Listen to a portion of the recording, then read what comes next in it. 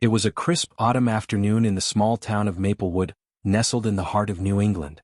The leaves had begun their slow descent, painting the streets in hues of amber, gold, and crimson. The town itself felt timeless, as if it were caught between the pages of a history book.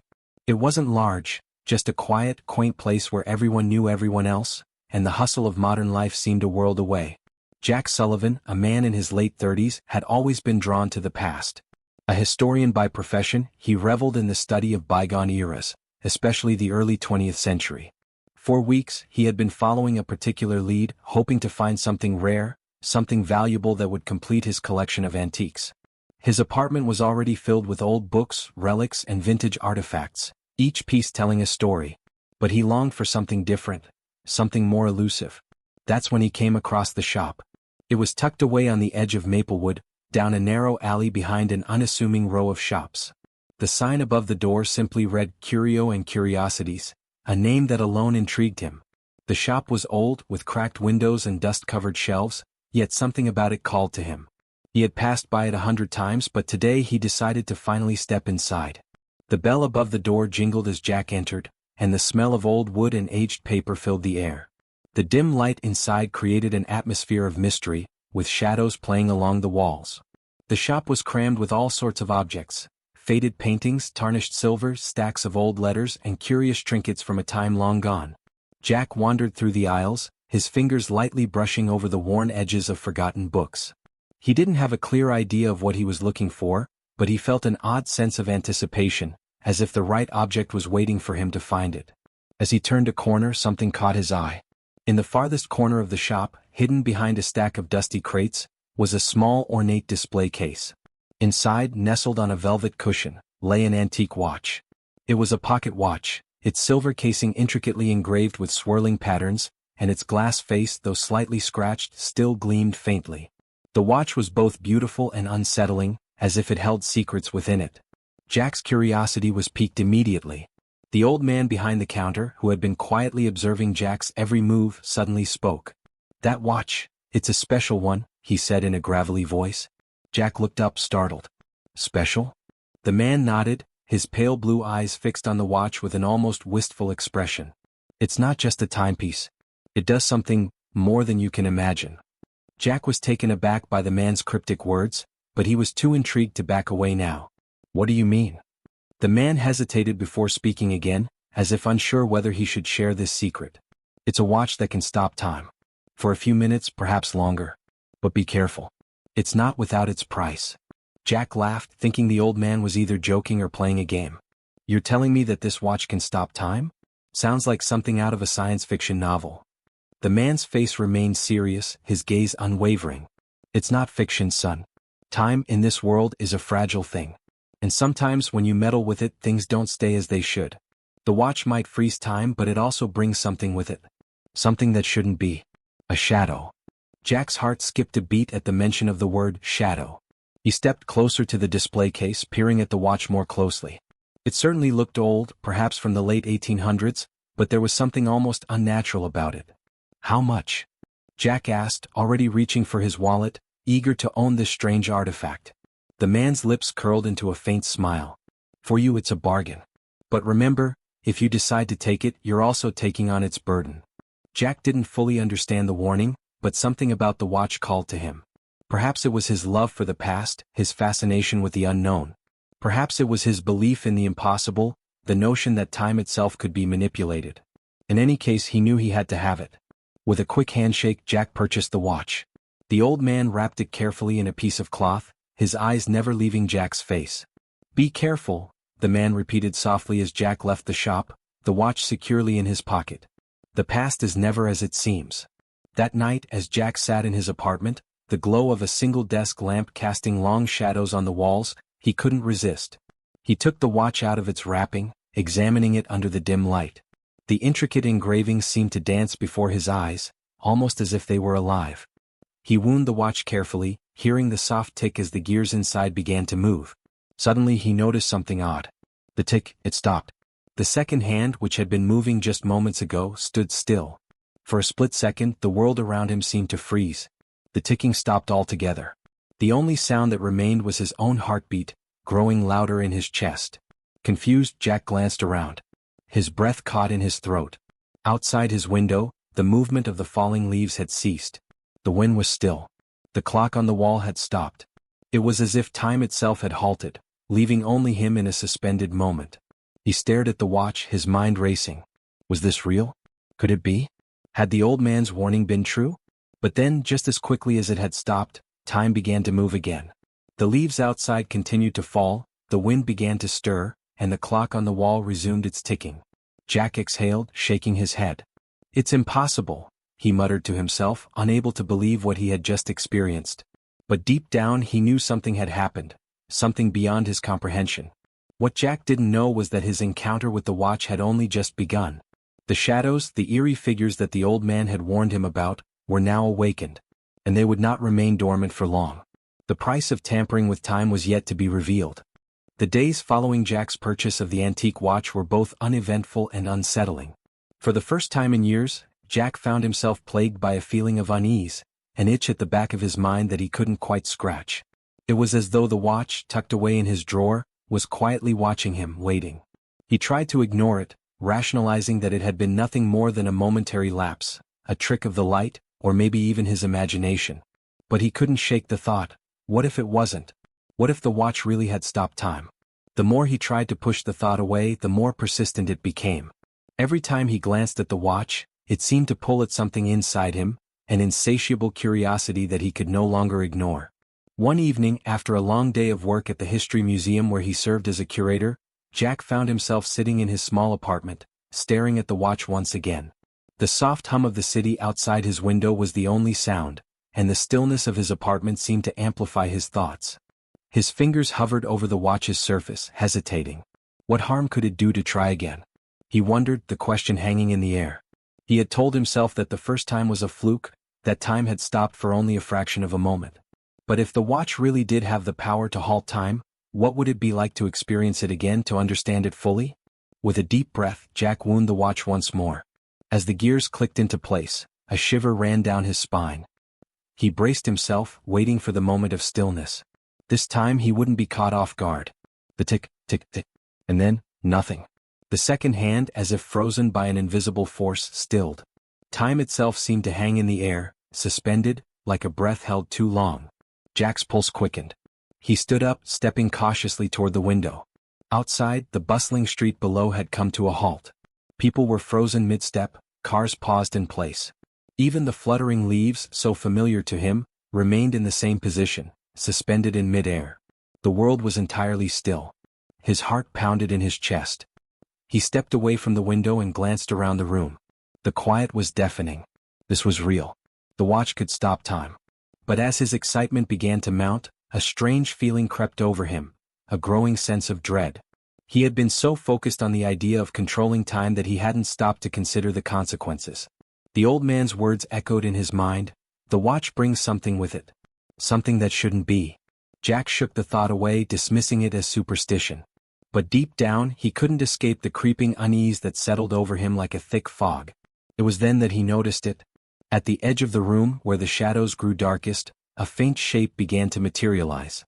At first, it was barely perceptible, just a distortion in the air like a ripple across the surface of water. But as Jack's gaze sharpened, the shape became clearer, more defined. It was the figure of a man, tall and slender, but its features were obscured, shrouded in darkness. His breath caught in his throat. What is that? The figure didn't move. It simply stood there in the corner of his apartment, as though it had always been there, waiting. Jack's heart raced as he took a cautious step back. His mind scrambled for an explanation. Is it a trick of the light? Is it just a shadow? But the more he stared, the more real it seemed. The figure slowly raised its hand, and for a brief moment, Jack swore he saw its fingers twitch. A chill swept over him. The figure was not a trick. It was something else, something born from the moment the watch had stopped time. Jack stumbled backward, his legs unsteady beneath him. He reached for the watch in his pocket, his fingers trembling. No, this can't be happening. As if on cue, the figure stepped forward, gliding silently across the room. Its movements were unnatural, too smooth, too fluid, as though it were floating rather than walking. Its eyes, dark and empty, fixed on him, and Jack felt a deep sense of terror crawl up his spine. He didn't know what it wanted, but he instinctively knew that it wasn't good. It's because of the watch, he realized, a cold sweat breaking out across his forehead. It's what the old man warned me about. The shadow, it's the price. In a panic, Jack fumbled with the watch, trying to wind it again, hoping to restore the flow of time, to reverse whatever had just happened. His hands shook violently as he turned the crown of the watch, but the figure didn't stop. It moved closer with every passing second. Then, just as Jack's heart seemed to stop in his chest, he felt a shift. Time began to move again, slowly at first, like a dam breaking. The figure halted in place, its form flickering as though it were struggling to maintain its solid shape. The world around Jack sprang to life once more. The ticking of the clock resumed, the leaves outside fluttered, and the people on the street began to walk again, unaware of the frozen moment that had just passed. The figure vanished as if it had never been there at all, but the sense of dread lingered in the air. Jack's mind raced. What the hell just happened? He sank down onto his couch, staring at the watch in his hand. He couldn't believe it. The shadow had been real. He had seen it with his own eyes. And it wasn't just a hallucination, it was connected to the watch. But what was it? And why had it appeared? The old man's warning came rushing back to him. The watch might freeze time, but it also brings something with it. Something that shouldn't be. Jack stood up abruptly, his mind now clear with a single thought. I need to find out more. I need to understand what this watch really does. His first instinct was to return to the shop and confront the old man to demand answers. But deep down he knew it wasn't going to be that simple. There was more to this watch, something darker and more dangerous, and Jack was inextricably bound to it now. He couldn't just walk away. With a heavy sigh, Jack placed the watch on the table in front of him. He had no idea what he was about to face, but one thing was certain. The past had a way of catching up with you, especially when you played with time. And Jack had just opened a door that couldn't be closed. The events of that night lingered in Jack's mind, gnawing at him like a persistent itch that he couldn't scratch. The figure, the shadow, it had been real, but there was something about it that made him question his own sanity. Could it have all been some kind of hallucination? A trick of the mind, a result of stress or fatigue?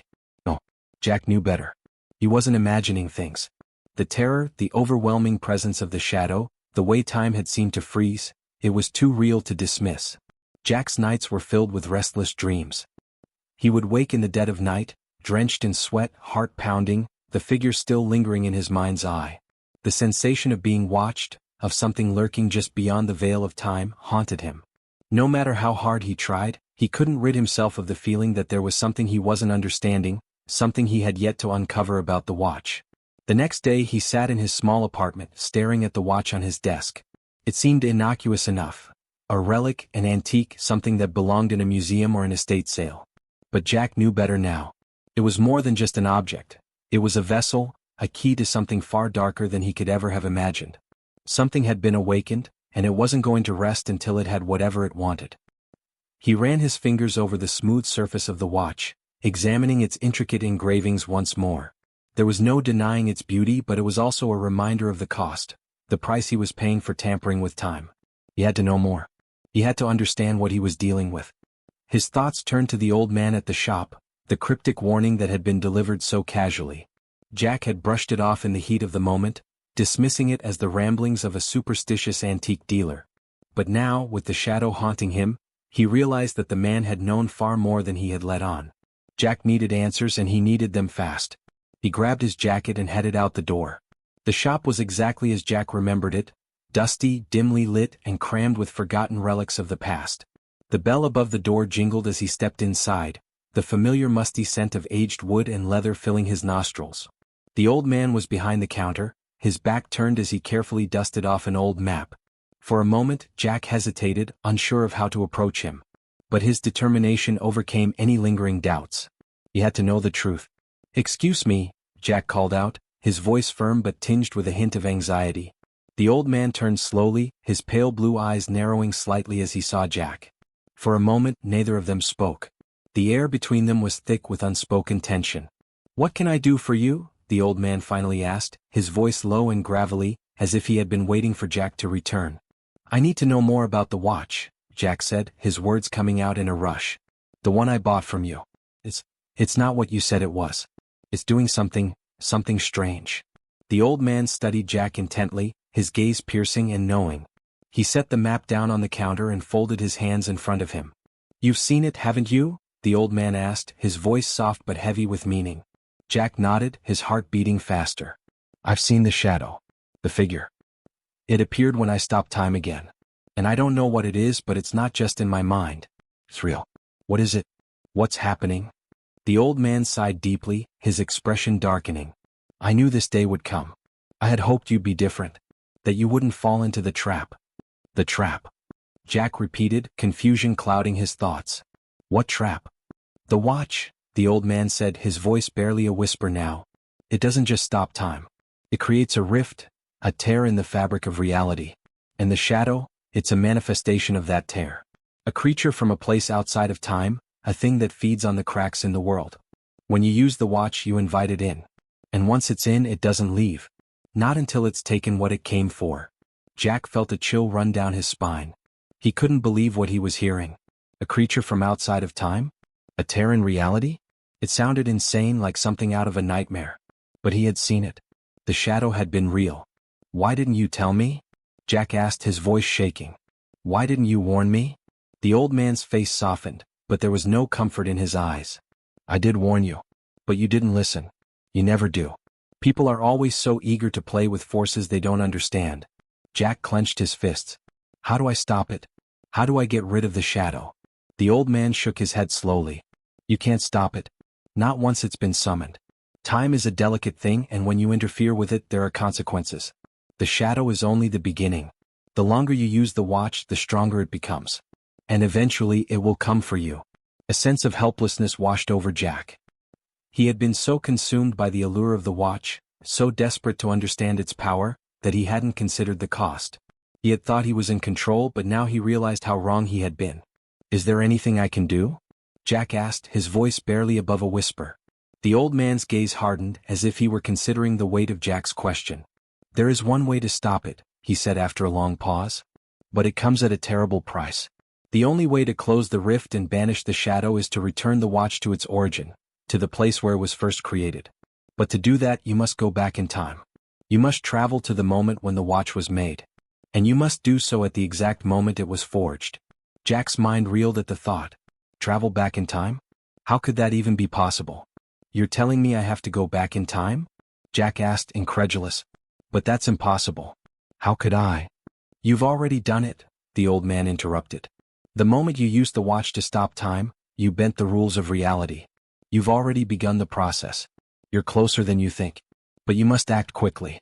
The longer you wait, the stronger the shadow will grow, and the harder it will be to reverse. Jack stared at the old man, his mind spinning with the enormity of what he was being asked to do. Travel back in time? It sounded like madness.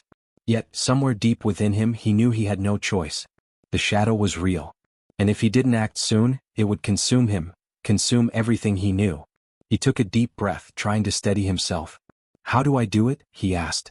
The old man reached into his jacket pocket and pulled out a small, worn piece of paper. He unfolded it slowly, revealing a crude drawing of the watch, surrounded by strange symbols Jack couldn't understand. At the bottom of the paper was a single phrase, written in a language he didn't recognize. This is the key, the old man said, placing the paper in Jack's hand. It will guide you. But be warned, the path you must take is not without peril. You will face things you cannot imagine. And once you enter the past, there is no guarantee you will be able to return. Jack looked at the paper in his hand, then back at the old man. I don't have a choice, do I? The old man's expression softened for the first time, but there was no comfort in it. No, you don't. And with that, Jack realized that his life had been irrevocably changed. The watch had awakened something within him, something that couldn't be undone. If he wanted to survive, if he wanted to stop the shadow, he would have to confront the past, face the consequences of his own actions, and risk everything to undo the damage he had done. He had no idea what lay ahead. But one thing was certain, the darkness was coming and Jack would have to fight to survive. And there was no turning back. And with that, Jack realized that his life had been irrevocably changed. The watch had awakened something within him, something that couldn't be undone. If he wanted to survive, if he wanted to stop the shadow, he would have to confront the past, face the consequences of his own actions, and risk everything to undo the damage he had done. He had no idea what lay ahead. But one thing was certain, the darkness was coming and Jack would have to fight to survive. And there was no turning back. The next few days felt like a fever dream to Jack. His mind was consumed by the gravity of what he had learned from the old man.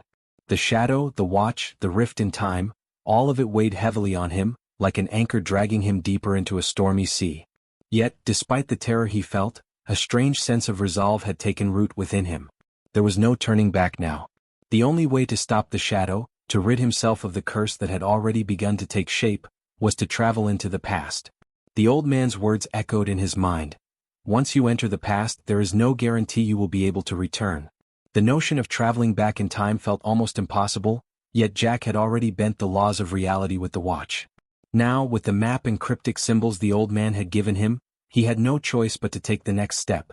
If he didn't, the shadow would grow stronger, and there was no telling what horrors it would bring.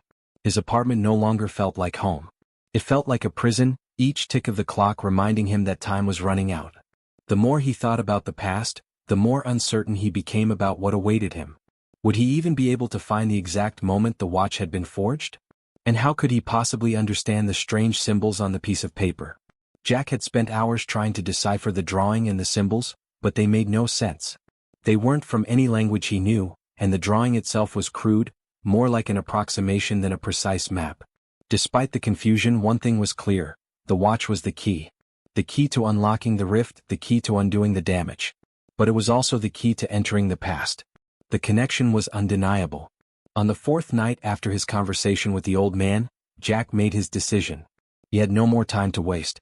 He grabbed the watch, still wrapped in the cloth the old man had used to pack it, and placed it carefully on the table in front of him. It glinted in the dim light of his apartment, its surface both beautiful and foreboding. His heart pounded in his chest as he looked at the paper, the symbols still a mystery, but there was something about them that seemed to pull at him. As if the symbols themselves were calling to him, urging him to understand their meaning. He closed his eyes for a moment, took a deep breath, and focused. The air in the room seemed to grow heavy, as though time itself had thickened around him. He could feel it, this unseen force pulling at him. He reached out, his fingers brushing lightly over the paper, and for a moment he thought he saw the symbols shift beneath his touch, as though they were alive, responding to his presence. Suddenly, a sharp pain shot through his head, as if a door had been thrown open in his mind. His vision blurred, the room around him spinning. The world seemed to fold in on itself, and he staggered backward, gripping the edge of his desk for support. For a moment, everything went black. When Jack opened his eyes again, the apartment was gone. He was no longer in his apartment. The air was thick and heavy with the scent of damp earth and wood. He blinked in confusion, his mind struggling to adjust to the change. The room around him was unfamiliar, dim, but not in the way his apartment had been. This place was cold, oppressive, as if the very walls were alive with a sense of ancient history. Jack stood up slowly, his legs unsteady beneath him. His hand instinctively reached for the watch in his pocket, and he realized it was still there, warm and pulsing with an energy he couldn't explain. He took it out, turning it over in his hand, feeling its weight as though it were something far older than the few decades it had appeared to be. The room he stood in was furnished in a way that felt both foreign and familiar. The walls were lined with shelves filled with strange tools, dusty books, and strange mechanical contraptions. A large fireplace in the corner sputtered weakly, casting flickering shadows on the walls. The air was thick with the smell of metal and fire. Jack's gaze fell to the center of the room, where an imposing workbench stood. The bench was covered in scraps of metal, blueprints, and half-finished pieces of machinery. But among the clutter, one thing stood out. An old man hunched over the workbench, his back to Jack as he worked intently on something. The man's hands moved quickly, expertly, as he shaped something small and intricate. It wasn't until the man turned slightly that Jack saw his face. His heart skipped a beat. The old man from the shop, the one who had warned him, was here in this time in this place. But he didn't look the same. He looked younger, more vibrant, as though he had not yet been touched by age or time. Jack's breath caught in his throat. He was no longer in the present. He had somehow, impossibly, traveled back in time. The old man turned, sensing Jack's presence. His eyes, still those same pale blue eyes, fixed on Jack with a knowing gaze as though he had been expecting him. "You've come," the old man said, his voice deep and resonant, with a weight of years Jack couldn't yet understand. "I knew it would be you. But you're too late." Jack's mind raced. "Too late? What do you mean?" The old man sighed, standing up and turning fully toward Jack. "The watch, it's not just a tool. It's a curse, a prison for those who dare to wield it. And you've already fallen into its trap." His voice was tinged with a sorrow that Jack didn't understand. "I warned you. But you didn't listen. Jack's pulse quickened. You knew this would happen? You knew I would come here? The old man nodded. Of course. You see, the watch was never meant to be used. It was forged in the fires of a forgotten time, a time when the boundaries between worlds were thinner than they are now, a time when time itself was not so rigid. The watch was created to fix the rift, to hold the cracks in reality together. But there were unintended consequences, consequences that no one could predict. Jack looked at the watch in his hand, suddenly feeling its weight more than ever. And the shadow? He asked. What is it? How do I stop it? The old man's eyes hardened, his face darkening with regret. The shadow is a manifestation of the rift, the crack that the watch was supposed to seal. But instead of fixing time, it has allowed something else to enter. Something ancient. Something from outside of time. Jack stepped forward, feeling a growing sense of urgency. How do I stop it? How do I fix what I've done? The old man studied him for a long moment before answering. There is only one way to stop the shadow. You must destroy the watch. But be warned, the destruction of the watch will not close the rift. It will only allow the shadow to cross into our world fully. And once that happens, there is no going back. Jack's heart sank. Destroy the watch? But how do I? There is a place, the old man interrupted. A place where the watch was forged. It is there that you will find the answer. But you must hurry. Time is already beginning to unravel. Before Jack could respond, the room around him began to shift. The edges of reality seemed to blur, and a low rumble filled the air, as if the earth itself was trembling. Jack's breath caught in his throat as the walls around him began to fade, leaving only the old man and the workbench in view. We have little time, the old man said urgently. Go, Jack. Find the source of the watch's creation. That is the only way to stop it. And just like that, the room, along with everything in it, vanished into darkness. Jack was left standing in the middle of nowhere, the weight of the watch in his hand and the old man's words echoing in his ears. He was no longer in the past. He was somewhere between time and space, facing the unknown. The journey had only just begun. The darkness swallowed Jack whole. For a moment there was nothing. No sounds, no sights, just the feeling of falling endlessly through an intangible void. He could no longer feel his body, nor did he hear the thrum of his own heartbeat. It was as though he had become one with the very essence of time itself, drifting between moments and eras, an echo lost in the universe's vast expanse. Then, just as suddenly as the void had consumed him, Jack was pulled from it. His senses snapped back with an overwhelming jolt, and he staggered forward, gasping for air as if he had been underwater. He blinked rapidly, his mind struggling to piece together the fragments of what he had just experienced. The world around him was unfamiliar, vast, incomprehensible, a place that seemed to stretch beyond the limits of perception. There were no clear boundaries, only ever-shifting landscapes of shadows and fractured reflections. The ground beneath his feet felt unstable, like walking on shifting sands, yet the air was thick and heavy with the weight of forgotten moments. He looked around, his pulse quickening. In the distance he saw swirling lights, flickering orbs that seemed to hover in midair, their colors shifting between bright golds, deep blues and unsettling greens. They drifted in and out of focus, like stars trapped in an endless dance. Between these lights, Jack could make out faint outlines of figures, humanoid shapes that seemed to fade in and out of existence, as though they were caught between two worlds. It was as though he had crossed into the very fabric of time itself, into the realm between moments, a place that existed beyond human comprehension. The old man had warned him about time's fragility, but Jack had never imagined it would lead him here, to this twisted, distorted space where time had no meaning. A voice echoed in the distance, soft at first, then growing louder, clearer, until it rang through Jack's mind with a chilling clarity. You have come, child of time. The voice was not human. It was ancient, filled with an unnatural resonance that seemed to vibrate in the air around him. Jack spun around, trying to locate the source of the voice, but there was no one in sight. The words, however, seemed to come from everywhere and nowhere at once. Who's there? Jack called, his voice trembling despite his best efforts to remain steady. What is this place? The voice answered, its tone both soothing and terrifying at the same time. This is the space between worlds, the liminal place where time does not exist as you know it. You are not the first to enter, nor will you be the last. A figure appeared before him, materializing from the shifting shadows. At first, Jack thought it was just a trick of the light, an illusion conjured by the strange place he had found himself in. But then the figure solidified and Jack realized it was something much more real, yet equally unreal. The figure was tall and cloaked in flowing robes of dark fabric that seemed to absorb the very light around them. Their face was obscured by a hood, but two eyes glowed faintly from beneath the shadow of the cloth, like distant stars peering out from the void. The eyes were the color of molten silver, and Jack felt his breath catch in his throat at the sight of them. It was as though the figure could see into the very depths of his soul. You seek to undo what you have done, but you do not understand the price. Jack stepped back instinctively, but the figure's presence seemed to draw him in, as if it were a force he couldn't escape. He swallowed hard, trying to find his voice. I need to stop the shadow. I need to destroy the watch. How do I do that? The figure's lips curled upward in a semblance of a smile, though it was not a comforting gesture. The shadow is a manifestation of time's fracture. A ripple in the fabric of reality that cannot be undone so easily. The watch you hold is both the cause and the solution. But to destroy it, you must first understand its origin. Only then can you sever its hold on the world. Jack's mind raced. What do you mean, understand its origin? The old man said something about the place where it was forged. Is that where I am? The figure nodded slowly, its eyes glimmering with an almost sorrowful wisdom. Yes. You are standing on the precipice of time itself. This place, the realm between moments, is where the watch was created. It is here that the rift began. But the watch was not forged for the purpose you think. Jack felt a chill creep up his spine. What do you mean?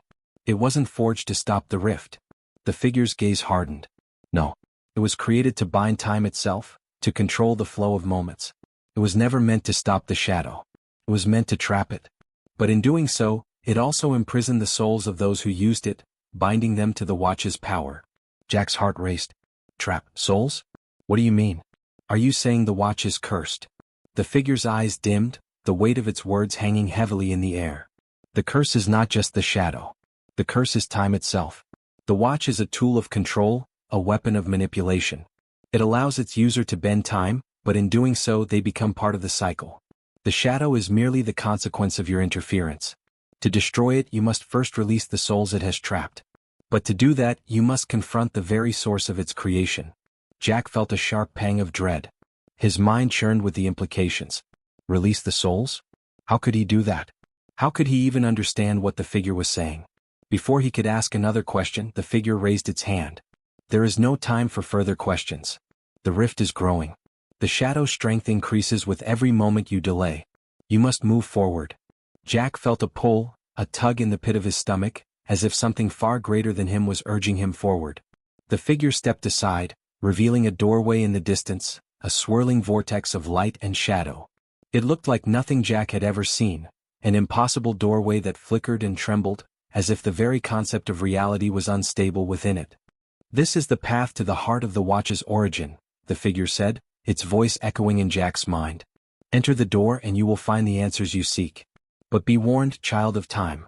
Once you step through there is no turning back. You will face the creation of the watch itself, and the truth behind your fate. Jack hesitated for a moment, the weight of the figure's words pressing down on him.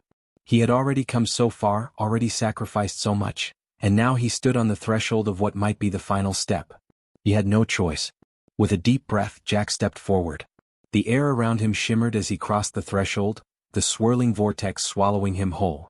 For a brief instant, the universe seemed to collapse and Jack was pulled into the very heart of the rift, the place where time was not a linear progression but an endless, twisting labyrinth of moments, memories and possibilities. He did not know what awaited him, but one thing was certain. He had crossed the point of no return. The watch's true origin was waiting for him. And with it, the truth of the shadow.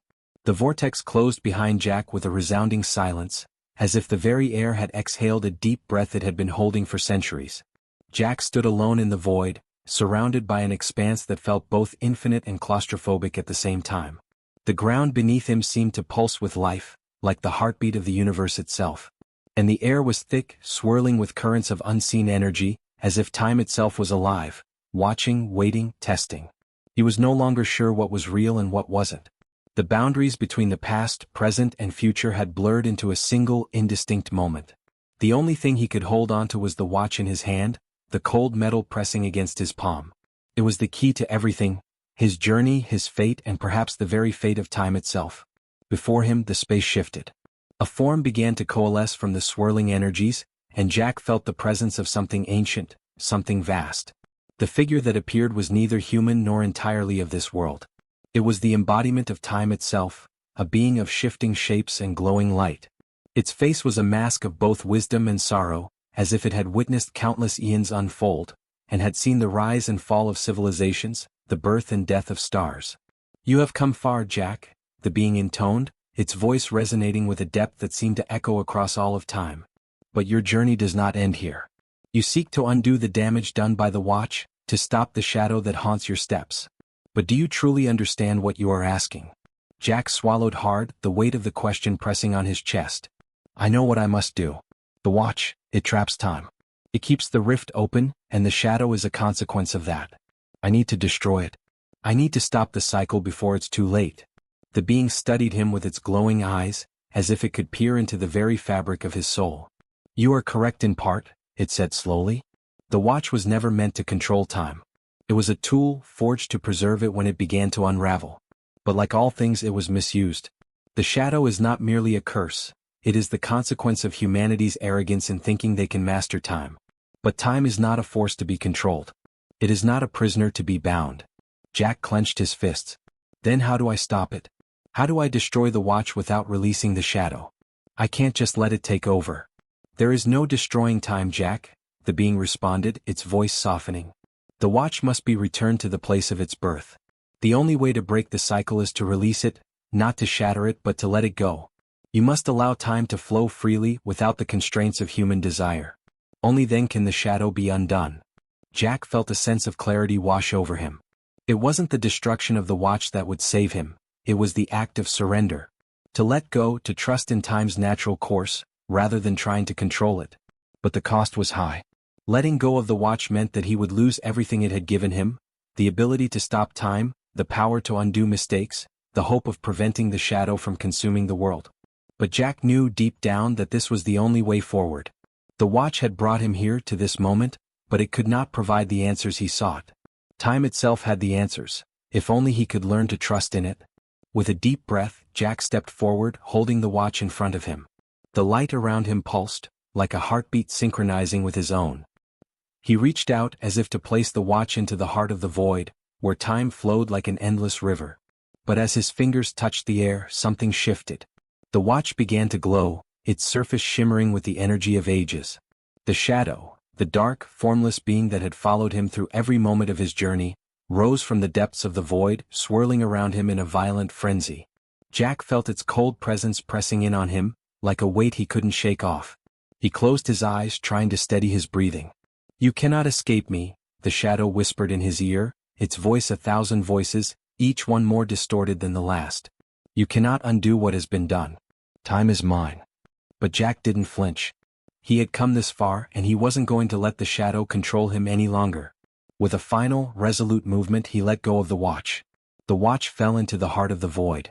In an instant, the shadow let out a terrible scream, a sound that shook the very foundations of existence. The world around Jack trembled, the landscape shattering and reassembling itself in an impossible dance. The swirling lights around him flickered and blinked out of existence, one by one, until the entire realm fell silent. And then the figure of the ancient being spoke once more. "It is done. The rift has been sealed. Time has been set free." Jack felt a deep sense of relief wash over him, as if a burden he hadn't realized he was carrying had been lifted. The shadow was gone. The watch was gone. And in its place, only the quiet hum of time remained, flowing endlessly, like a river that could never be dammed. But Jack didn't feel sorrow or regret. Instead, he felt peace. He had accepted that he couldn't control time, that he couldn't bend it to his will. Time was not his to command. It was a force of nature, unpredictable and untamable, but beautiful in its own way. And by letting go, by accepting its flow, he had found his own freedom. When Jack opened his eyes, he was back in his apartment. The familiar hum of the world around him returned, the sounds of traffic, the distant buzz of city life. The weight of the watch was gone. The shadow was gone. And for the first time in what felt like an eternity, Jack felt truly alive. But there was one thing he knew for certain. Everything had changed. He had changed. Time had changed. And so, Jack walked out into the world, knowing that the only thing he could truly control was how he chose to live within it. Time would continue its journey just as he would continue his. And though the future was uncertain, he no longer feared it.